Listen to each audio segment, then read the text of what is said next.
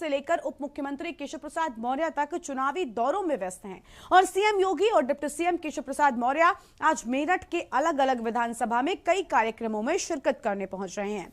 मेरठ दौरे पर निकलने से पहले डिप्टी सीएम केशव प्रसाद मौर्य ने के न्यूज के रेजिडेंट एडिटर मनीष पांडे से बातचीत करते हुए कहा कि अखिलेश यादव इस बार सिर्फ करहल से विधानसभा चुनाव ही नहीं बल्कि मैनपुरी की चारों विधानसभा सीटों पर भी अब कमल ही खिलेगा।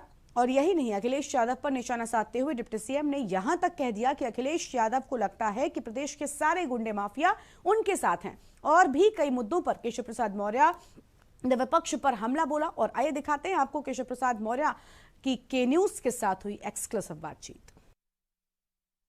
उत्तर प्रदेश सरकार के बीजेपी कार्यकाल की अगर बात करें तो पिछले 5 सालों में अगर किसी भी बीजेपी कार्यकर्ता से आप पूछें कि वो आखिर उत्तर प्रदेश का कौन सा नेता है जिसके दरवाजे से कोई कार्यकर्ता खाली हाथ नहीं लौटा है, उसकी सुनी जाती है, तो वो आपको निसंदेह केशव प्रसाद मौर्य का नाम देगा। उत्तर प्रदेश के डिप्टी सीएम हैं और हमारे साथ बातचीत करने के लिए हैं। सर, स्वागत है के न्यूज़ में आपका। बहुत बहुत धन्यवाद। एक सवाल है सर कि जैसे एक बार देखा जा रहा है कि जो चूंकि चुनाव में आप लोग जा रहे हैं, आप लगातार अभी पश्चिमी उत्तर प्रदेश का दौरा कर रहे हैं, मुख्यमंत्री जहां जा रहे हैं वहां भी जा रहे हैं, तो जो आपका ये नारा है कि अब की बार 300 पार, तो कितना पक्का मानते हैं, कितना कहां तक? देखिए, भारतीय जनता पार्टी ने जब भी जो नारा दिया है उस नारे के अनुसार उत्तर प्रदेश में 2014 से अगर आप हमारा इतिहास देखें तो वह जनता के आशीर्वाद से सफल हुआ है।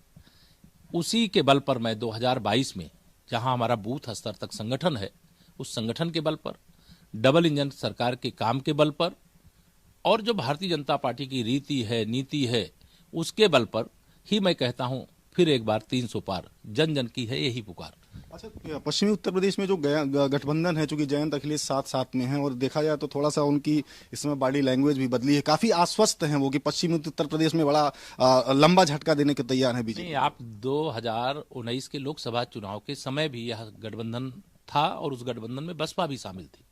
उस समय की बॉडी लैंग्वेज भी देख लीजिएगा, तो उस समय भी वो आश्वस्त थे कि देश के माननीय प्रधानमंत्री श्री नरेंद्र मोदी जी को उसी से हटा करके वह केंद्र की सरकार पर कब्जा कर लेंगे।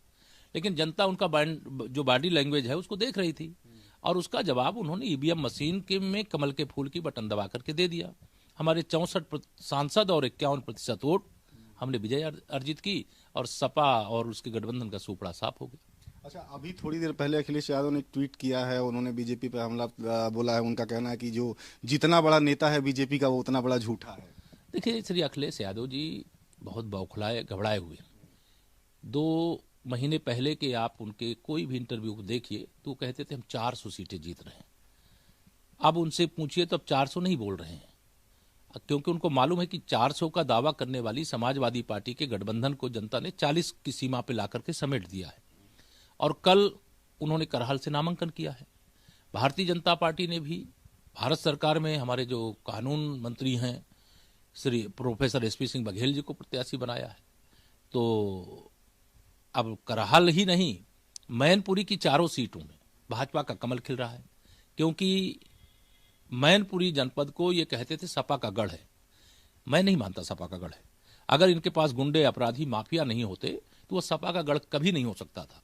और 2022 के विधानसभा चुनाव में अब मैनपुरी लोकसभा क्षेत्र, जिसमें जसवंत नगर विधानसभा भी है, वह भाजपा का किला बनकर के तैयार होगा, जहां कोई सेंध नहीं लगा पाएगा। इस बार तो चाचा भी हारेंगे और भतीजा भी हारेंगे, बाकी तीनों सीटें तो हम जीत ही रहे। अच्छा, अपराधियों की बात करने पे आजकल अखिलेश यादव भड़क जा रहे हैं, नाराज हो जा रहे हैं, उस पर कोई प्रतिक्रिया? नहीं, मैं नाराजगी का कारण बता रहा हूं ना कि जो 400 सीटों का सपना देख रहे थे, जनता ने उन्हें 40 के नीचे पहुंचाने का जब काम कर दिया है तो नाराज होंगे।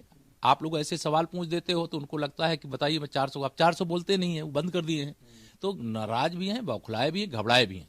लेकिन उनको अभी भी थोड़ा ये लगता है कि सारे गुंडे तो मेरे पास हैं, सारे अपराधी मेरे पास हैं, सारे दंगाई मेरे पास हैं, सारे भ्रष्टाचारी मेरे पास हैं, ऐसा सोचते हैं। तो इसके कारण से उनको लगता है इनके बल पर मैं चुनाव में कहीं टिक जाऊंगा। लेकिन मैं ये स्पष्ट कहना चाहता हूं कि उत्तर प्रदेश गुंडागर्दी से बाहर निकल चुका है, अपराध से बाहर निकल चुका है, दंगों से बाहर निकल चुका है, भ्रष्टाचार से बाहर निकल चुका है। अब श्री अखिलेश यादव जी की यह दुकान में ताला लगना पक्का है, साइकिल पंचर होनी पक्की। तो तो निश्चित रूप से जैसा कि आपने डिप्टी सीएम को साहब को सुना कि उनका कहना है कि जो है सिर्फ मैनपुरी की उत्तर प्रदेश में ही नहीं बल्कि मैनपुरी की ही सीट की भी जो सीटें हैं वो अखिलेश यादव हार रहे हैं। तो फिलहाल आने वाला वक्त बताएगा कि किनके दावों में कितनी सच्चाई है। लखनऊ में कैमरामैन समीर के साथ मनीष पांडे, के न्यूज इंडिया। और संसद में आज